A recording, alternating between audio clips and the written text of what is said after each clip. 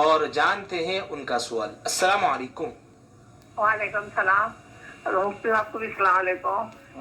میرا دو سوال ہے۔ ایک سوال یہ ہے کہ اب اپن بزرگان دین کی مزار پہ گئے، جا کے وہ پھول چڑھا کے فاتحہ پیش کرے، اس کے بعد سے ہماری حاجت یہ ہے، ہماری حاجت ہو گئی تو ہم دعا کریں ہمارے ہاتھ سے بول کے بولنا جائز ہے کیا؟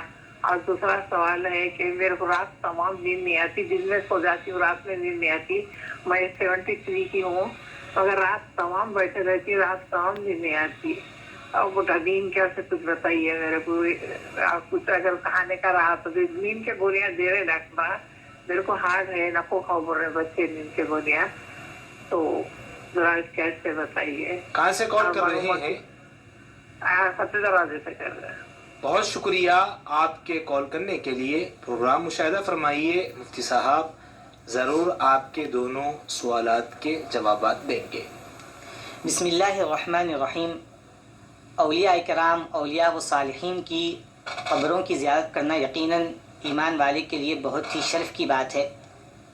ایک تو رسول اللہ صلی اللہ علیہ وسلم نے باضابطہ اس کا حکم فرمایا ہے۔ حضور نے عمومی طور پر فرمایا الا فزورها فانها تذکرکم الآخرہ۔ صحاح ستہ میں، بالخصوص مسلم شریف وغیرہ میں یہ روایت ہے کہ تم خبروں کی زیارت کرو کیونکہ وہ تم کو آخرت کی یاد دلاتی ہے۔ پھر جہاں تک بزرگان دین کی بات ہے اور صالحین کی بات ہے تو ان کی مزارات پر جہاں پر وہ آرام فرما رہے ہیں، ان جگہوں کا، ان مقامات کا برکت والی ہونا اور تقدس والی ہونا یہ خود قرآن مجید سے ثابت ہے۔